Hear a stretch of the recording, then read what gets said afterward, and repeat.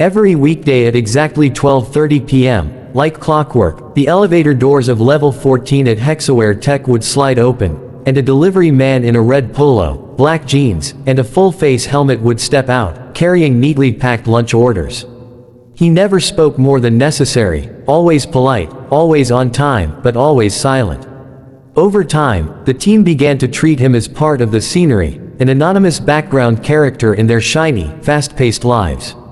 At first, it was harmless amusement, a whispered joke about how the guy must really love that helmet, or wondering if he slept with it on. But it slowly escalated. There was the day when Priya, the office's star designer, loudly said, maybe he's hiding a secret identity, like Batman, but for biryani.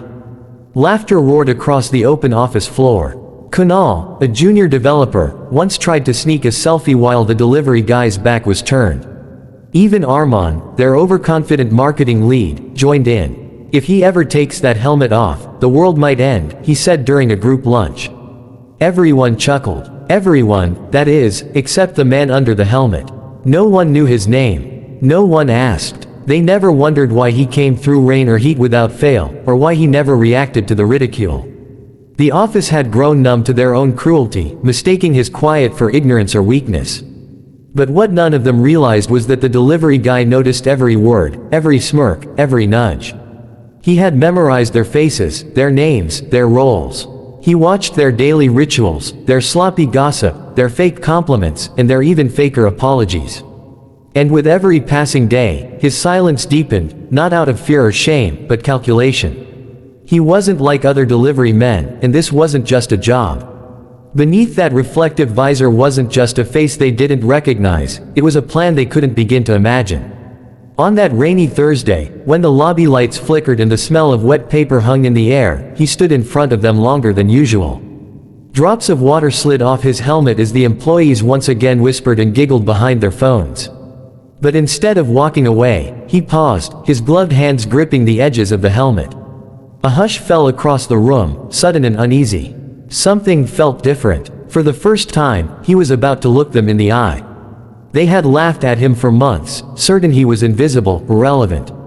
What they didn't know was that the man they mocked had come not just to deliver food, but to deliver a lesson none of them would forget. As the visor lifted and the helmet was slowly pulled away, the room fell into stunned silence. The man beneath the reflective shell wasn't old or disheveled, as some had assumed. His sharp jawline, neatly trimmed beard, and intense eyes radiated an unexpected familiarity. For a few seconds, no one moved. Then gasps erupted as someone near the back muttered, "No way, that's Aryan Khanna." Whispers turned to panic as people pulled out their phones, searching his name, confirming what their eyes couldn't believe. Aryan Khanna, the tech wunderkind who had founded Neural Nest, the AI firm that sold for $38 million 2 years ago, had vanished from the tech scene after a public fallout with investors. Articles speculated about burnout, personal tragedy, even a mental breakdown. But here he was, standing in their lobby, holding a delivery bag. He wasn't wearing designer clothes or carrying a laptop, just the faded red polo and the courier's logo stitched across his chest. Priya's voice trembled as she asked, why would he be delivering food? Aryan's eyes met hers, calm but sharp. "I've spent the last 6 months doing this," he said. "Not just here, but all over the city. Offices, studios, government buildings. You'd be surprised what you learn when people think you're beneath them." No one laughed now. Arman tried to regain control of the moment, stepping forward with a half-forced smile. "So, this was some kind of research. A social experiment." Aryan tilted his head slightly. "Call it that. Or maybe I was just looking for something real. Something people can't fake with a pitch deck or a performance review." He walked past the cluster of now silent employees and placed the lunch bag carefully on the counter, just as he always had. But this time, his presence was electric. He wasn't just a delivery guy anymore, he was a mirror reflecting everything they didn't want to see about themselves. "Some of you were decent," he said, his tone neutral. "Some of you treated me like a human being, even without knowing who I was. But most of you," he let the sentence hang, unfinished but complete. The tension in the room was thick. Someone dropped a pen. Someone else closed a laptop a little too loudly. Aryan turned to the boss, Ramesh, who had just emerged from a meeting and now stood frozen at the sight of the unmasked man in the lobby. I chose this office for a reason, Aryan said, locking eyes with him. I wanted to see if culture is something written on walls, or something lived in people. Then he stepped back, letting the weight of his words settle. In that moment, the hierarchy flipped, and the room full of educated, privileged professionals stood before a man they had dismissed, now exposed as someone far greater than any of them had imagined. And though Aryan walked away without another word, everyone knew, nothing in their office would ever feel the same again. The next day, the usual chatter in the office was gone. No memes, no lunch orders, no petty jokes. Instead, there was a quiet, anxious buzz, like the calm before a storm. Every desk screen glowed with the same open tab, Aryan Khanna. The news had spread like wildfire. Tech blogs were ablaze with headlines like, "Billionaire goes undercover as delivery man," and "Aryan Khanna's radical experiment exposes toxic work culture." But inside Hexaware Tech, the focus wasn't on headlines. It was on what would happen next. That question was answered within 24 hours. A formal meeting was scheduled, but Aryan didn't show up with a team of lawyers or PR reps. He walked in alone, casual as ever, helmet under one arm, and a plain folder in the other. Ramesh, the company's CEO, stood to greet him with an outstretched hand, but Aryan didn't take it. Instead, he opened the folder and placed a single-page document on the conference table.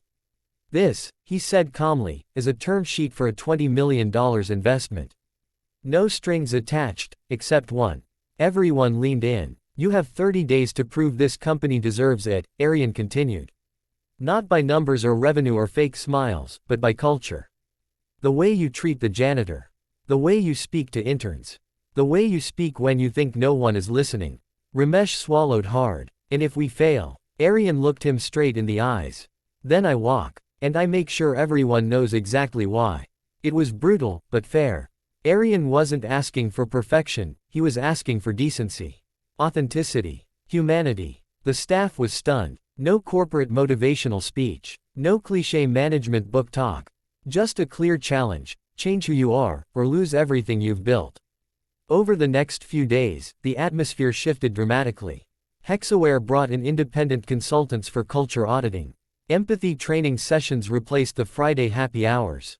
A new anonymous feedback system was installed where employees could report toxic behavior without fear.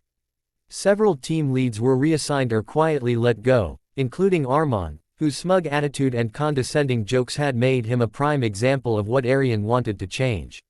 For the first time in years, real conversations began to happen. Junior staff were invited to leadership meetings. The cleaning crew was acknowledged, by name. And for those who truly wanted to grow, the challenge was invigorating. But for others, it was a mirror they couldn't face. Aryan didn't return every day, but he watched. He sent silent observers. He read messages. He listened to whispers. And day by day, the real Hexaware Tech began to surface, not the version on their website, but the one forged through humility, not pride. Whether they would pass his test, no one yet knew. But for the first time in a long time, people weren't trying to look impressive, they were trying to become better. 30 days passed, not with fireworks or dramatic speeches, but with quiet change, the kind that matters most. When Aryan returned, it was not as a delivery man but as himself, confident, composed, and observant. This time, the office didn't greet him with awkward silence or forced smiles. Instead, he was welcomed by a different kind of energy, genuine, grounded, and respectful. The man at the reception desk, a soft-spoken older gentleman who'd been ignored for years, now smiled warmly as Aryan approached and shook his hand. Interns didn't scatter when higher-ups entered the room. Conversations flowed more freely, and kindness, once rare, had become the new currency. In the conference room, Aryan was greeted not with fanfare, but with open notebooks and focused eyes. Ramesh stood to speak but paused, as if unsure how to address the man who had held up a mirror to them all. Aryan saved him the trouble. "I've seen enough," he said simply. "And I've seen change, not perfect, but real." He placed the signed investment contract on the table, a quiet symbol of trust. Applause broke out, not the polite kind, but the kind that carries meaning. Aryan smiled faintly, then raised a hand. "But this isn't the reward," he added. The real reward is what you've become. What you choose to continue becoming. He paused before continuing. Money amplifies whatever culture already exists. If you go back to how things were, this investment will rot from the inside out. If you move forward, it will grow stronger than any balance sheet can measure. The message landed. No charts, no KPIs, just truth. Before leaving, Arian visited the break room, where a new handwritten sign was taped to the fridge. Character is how you treat people who can do nothing for you. He nodded silently, understanding its significance. As he stepped into the elevator, Priya caught up to him. You changed everything, she said. Arian shook his head. No, I just revealed what was already there. The doors closed, and he was gone. Weeks later, Arian's investment helped Hexaware expand internationally, but what made headlines wasn't the funding, it was the transformation. Other companies began reevaluating their own cultures. Arian's story inspired a wave of empathy audits across the industry. But for those who'd laughed at him in the lobby, the biggest change wasn't public. It was personal. They had learned to look beyond uniforms and titles, to recognize that greatness often wears ordinary faces. And though Arian never returned in a helmet again, the memory of that quiet delivery man remained etched in their minds. Not as a ghost of shame, but as a symbol of how every person, no matter how invisible they seem, has the power to change everything.